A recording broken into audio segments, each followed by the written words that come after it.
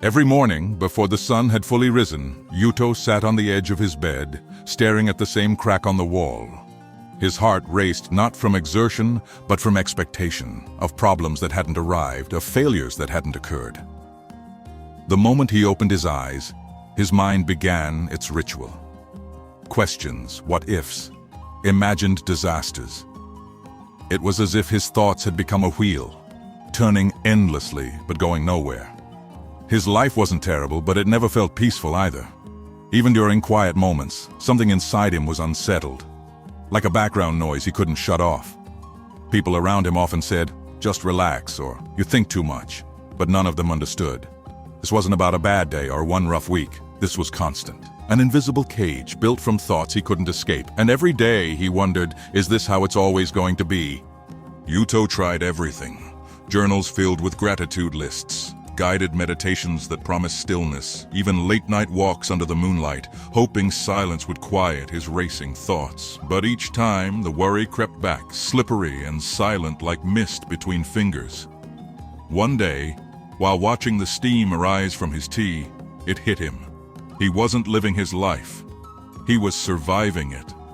There was no joy in his accomplishments, no peace in his routines. The smallest uncertainty, an unanswered message, a strange look from a coworker, a late bill, would spiral into full-blown anxiety. And what scared him most wasn't the future itself, but his inability to stop fearing it. He began to wonder if something inside him was broken. Was it normal to be this tense all the time, or had his mind created a prison of worry that he didn't even realize he was locked inside? The days blurred together.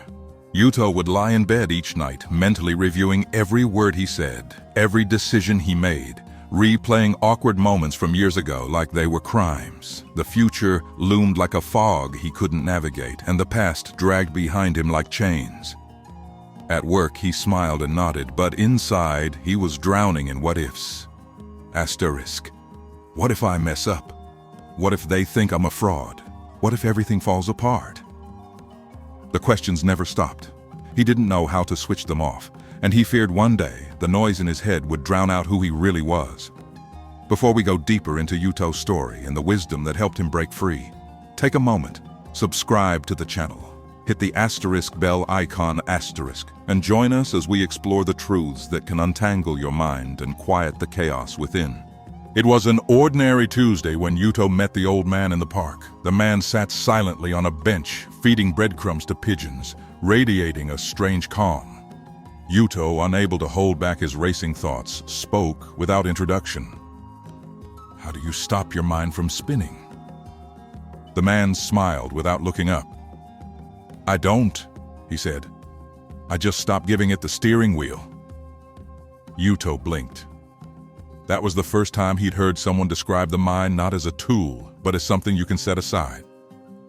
"Most people think they asterisk their thoughts," the man continued. "But you are the sky, and your thoughts are just clouds. Let them pass." There was no profound music, no flash of lightning, but something in the way he said it pierced the noise inside Yuto's head. It didn't silence the thoughts, but it created distance, a crack in the wall.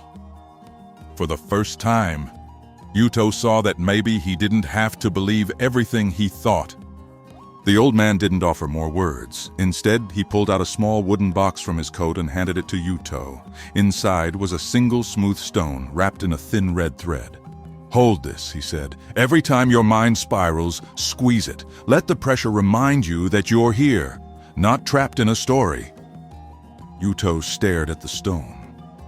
It felt insignificant, just a rock. But as he gripped it, something changed. The act itself, so simple, pulled him out of his head and into the moment. The man pointed at a leaf drifting down from a tree. "That's your thought," he said. "Let it land. Don't chase it." Yuto laughed a little. It was absurd, and yet the absurdity made sense.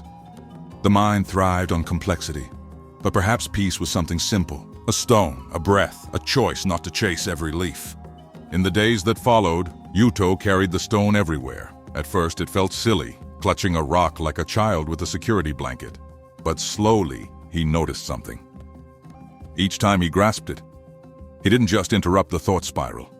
He reclaimed presence. The stone wasn't magical. It was an anchor, a silent agreement with himself.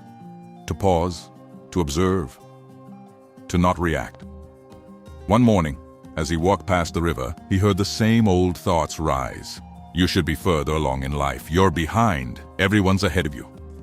His hand instinctively found the stone.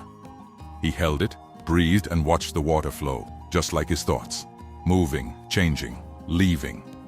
For the first time, he didn't argue with them. He didn't try to fix or fight them. He let them pass, like clouds in a quiet sky. One evening, the monk visited Yuto once more. They sat in silence, watching the lanterns sway in the gentle breeze. The monk finally spoke. You see, worry is not a problem to be solved. It's a storm to be witnessed. When you stop trying to escape it, it loses its grip. Yuto looked down at the stone in his hand.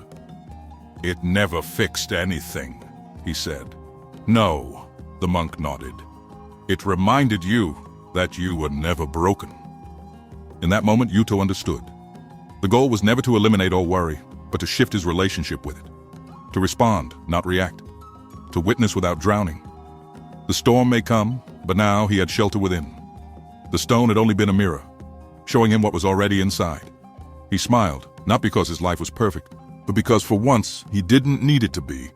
As Yuto watched the monk disappear into the twilight, something within him felt still, like a lake no longer disturbed by wind. He no longer needed to chase certainty. He could finally rest in the unknown, and that rest, that stillness, became his strength. The stone, once a symbol of safety, now lay quietly on his shelf. He didn't need to hold it anymore. What he needed was already inside him. Presence, breath, awareness. Many of us, like Yuto, grip tightly to worry as if it protects us. But the tighter we hold, the more it controls us. True peace isn't found in control. It's found in surrender. And surrender doesn't mean giving up. It means trusting that not every wave needs to be fought. So next time worry creeps in, will you run from it again, or will you sit with it and finally ask, what if this storm was never meant to hurt you, but to reveal the strength you forgot you had? What if your need to control everything is the very thing that's keeping you from the peace you're chasing?